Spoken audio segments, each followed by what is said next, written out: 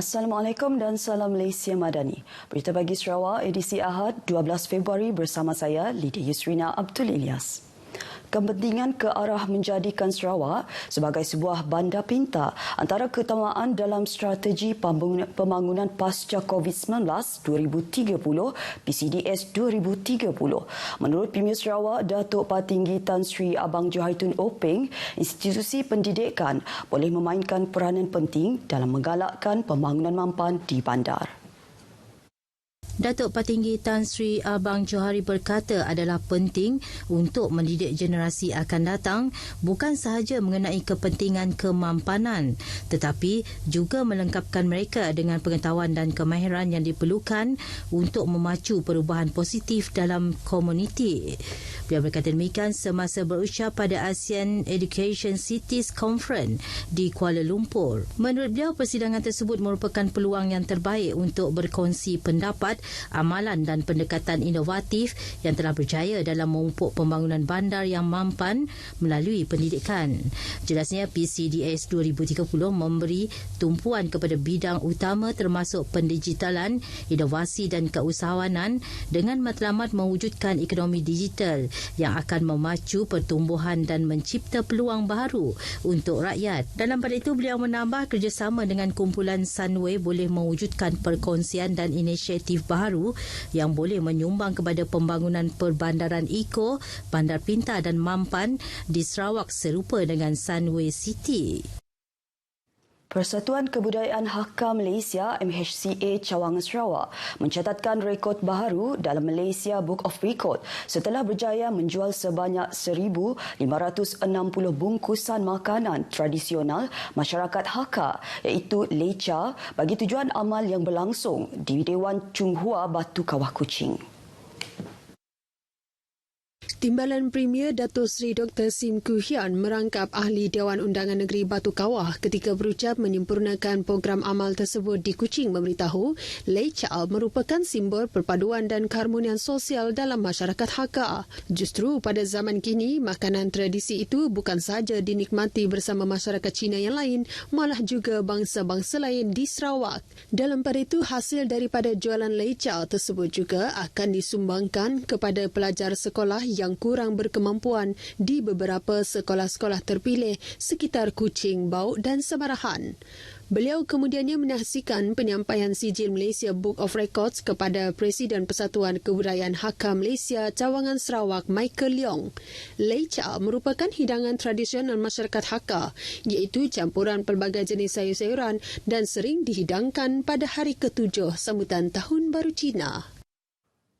Kementerian Utiliti dan Telekomunikasi dengan kerjasama Bahagian Penyelidikan dan Pembangunan Sarawak Energi Berhad SEB dan Bahagian Pengagihan SEB sedang mengambil langkah-langkah penambahbaikan talian supaya gangguan seketika bekalan elektrik dapat dikurangkan secara drastik. Menterinya Datuk Julaihi Narawi berkata langkah berkenaan jika berjaya akan digunapakai untuk talian bekalan ke luar bandar seluruh Sarawak.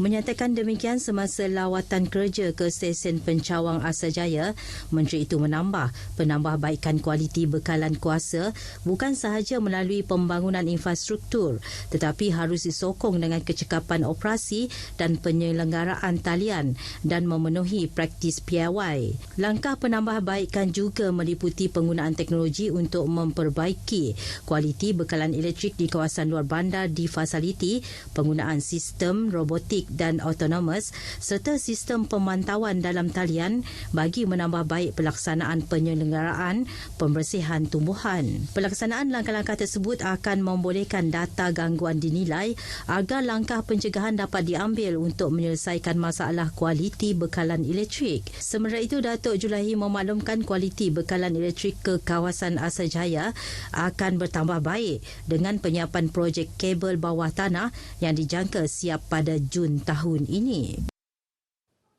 17 spot pelancongan yang dikenal pasti di Limbang bakal menjadi tarikan pelancong utama di daerah itu. Timbalan Menteri Industri Makanan, Komoditi dan Pembangunan Wilayah, Datuk Dr. Abdul Rahman Ismail berkata, program pembangunan pelancongan di bawah Majlis Daerah Limbang MDL itu kelak akan melengkapkan industri pelancongan domestik. Menurut Dato' Dr. Abdul Rahman, jeti Santabak dan lumpur berbuak antara 17 spot pelancongan di daerah itu selain tebingan Sungai Limbang yang bakal menjadi tebingan sungai terpanjang di Sarawak. Tambahnya, kedudukan Limbang berdekatan negara jiran Brunei Darussalam yang sebagai pintu masuk antarabangsa perlu dimanfaatkan agar lebih ramai pelancong tertarik untuk ke Limbang. Beliau menyatakan demikian dalam ucapannya pada majlis makan malam penutupan purnama spot Karnival Puskar di Limbang. Beliau turut memperuntukkan RM50,000 kepada Puskar. Sarawak memerlukan lebih ramai usahawan di negeri ini dalam membantu mempercepatkan pemulihan serta pengembangan ekonomi Sarawak. Menteri Pengangkutan Sarawak, Datuk Sri Lee Kim Shin berkata, kerajaan menitik beratkan bidang tersebut menerusi pelbagai program keusahawanan. Datuk Sri Lee menjelaskan langkah tersebut juga dalam usaha menjadikan Sarawak sebuah negeri berpendapatan tinggi dan maju. Beliau berkata demikian pada majlis perasmian program Mini Karnival Usahawan Perbadanan Pembangunan Ekonomi Sarawak SEDC dan Sara Beef Sdn Bhd, anjuran bersama SEDC dan PPES Ternak Sdn Bhd di Miri. Program tersebut bertujuan untuk mempromosikan dan memasarkan produk keluaran usahawan SEDC dan sekaligus produk milik PPES Ternak. Ia juga selaras dengan peranan SEDC sebagai agensi kerajaan yang membantu mempromosikan pembangunan komersial, industri dan sosioekonomi Sarawak. Sebanyak 13 buah syarikat atau usahawan di bawah SEDC dan 10 agensi kerajaan turut serta dalam program tersebut. Semangat perpaduan dalam kalangan masyarakat berbilang kaum di Sarawak selain kerjasama baik dengan kerajaan membolehkan projek-projek pembangunan dapat terus dilaksanakan dengan lancar. Timbalan Menteri Kerajaan Tempatan, Perumahan dan Kesihatan Awam, Datuk Dr. Penguang Manggil memaklumkan ini dapat dilihat menerusi pelbagai projek-projek rakyat termasuk pembinaan gereja. Datuk Dr. Penguang yang juga Ahli Dewan Undangan Negeri Marudi berkata kesatupaduan dan suasana harmoni juga dipraktikan oleh Kerajaan Sarawak yang menyediakan dana kepada kaum-kaum lain menerusi unit hal ehwal agama lain-lain UNIFOR. What I'm trying to say here is if we are able to work together, whether you are from the church, from the ordinary people on the road, the government, your representative, this is what you get. Beliau berkata demikian ketika mewakili Timbalan Premier Dato' Ahmad Douglas Ugah Embas pada majlis pembukaan dan penyucian Gereja St. Barnabas Taman Tunku Miri. Gereja yang berharga RM3.9 juta itu telah siap sepenuhnya hasil dana terkumpul, sumbangan wakil-wakil rakyat dan UNIFOR mampu menampung lebih 1,000 orang pada satu-satu masa. Datuk Dr. Penguang dalam pada itu berharap agar pihak gereja terus memainkan peranan menerusi aktiviti yang memberi manfaat kepada penduduk setempat. Hampir 2 minggu diperkenalkan, Menu Rahmah merupakan antara usaha kerajaan menangani kenaikan kos sara hidup rakyat. Ia mendapat maklum balas positif daripada masyarakat di Bintulu khususnya golongan sasar. Menu Rahmah yang menawarkan hidangan pada harga RM5 membantu golongan B40 dalam penjimatan perbelanjaan. Alhamdulillah, sambutan sangat baik. Kami orang dah bermula 2 minggu lepas untuk mula Menu Rahmah tu lah di Bintulu tu untuk membantu golongan yang sangat-sangat memerlukan lah. Kan kos sara hidup kini tu melambung tinggi, jadi untuk membantulah sidak yang memerlukan. Harap peniaga-peniaga di sekitar Bintulu dan di seluruh negara lah boleh mula Menu Rahmah tu untuk membantu rakyat yang sangat memerlukan. Dengan harga dia memang sesuai lah dengan dia punya menu tu. Kami berharap kedai premis lain boleh ikutlah menu restoran.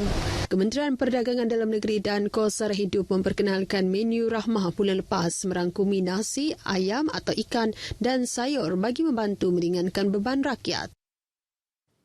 Lembaga Multimedia Sarawak SMA mengesa penyedia perkhidmatan telekomunikasi untuk bekerjasama dengan kerajaan bagi mempercepatkan penyediaan mesin teller automatik atau ATM di kawasan pedalaman seperti Mulu. Pengurus Besar SMA Dr. Zaidi Razak berkata perkhidmatan mesin itu akan membolehkan penduduk luar bandar menikmati perkhidmatan perbankan yang lebih baik. Menurut Dr. Zaidi, SMA dan Suruhanjaya Komunikasi dan Multimedia SKMM kini aktif memantau pembinaan 36 menara telekomunikasi baru di Dewan Undangan Negeri Mulu. Beliau menyatakan demikian semasa mesyuarat bersama Adun Mulu, Datuk Gerawat Gala bersama SMA dan penyedia perkhidmatan telekomunikasi di Mulu. Jelasnya dengan menara yang diperuntukkan untuk Taman Negara Bario dan Mulu, penyedia perkhidmatan boleh membantu dengan memperuntukkan talian khas bagi memastikan kestabilan operasi ATM untuk perbankan dalam talian dan secara fizikal di kawasan tersebut. Perkhidmatan ATM sangat penting bagi memacu sektor pelancongan di kawasan tersebut kerana kebanyakan penduduk masih bergantung kepada urus niaga tunai. Pertubuhan Belia Kebangsaan Bersatu Sarawak Seberkas akan mengadakan Majlis Konvensyen Seberkas pada Oktober tahun ini. Menurut Naib Presiden Seberkas, Abang Abdul Aziz Abang Abdul Rauf, konvensyen tersebut merupakan acara kemuncak Seberkas bersempena sambutan Jubli Emas ke-50 penubuhannya.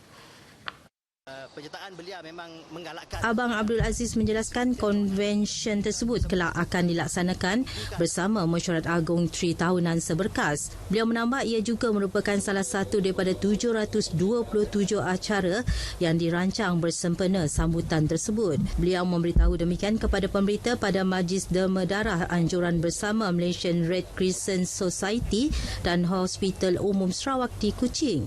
Sebanyak 100 pain darah berjaya dikumpul dalam majlis tersebut yang bertujuan untuk meningkatkan kesedaran tentang kebaikan menerima darah dan menanam sikap keprihatinan terhadap penderitaan insan yang memerlukan darah. Sekian berita pagi Sarawak. Assalamualaikum dan salam Malaysia Madani.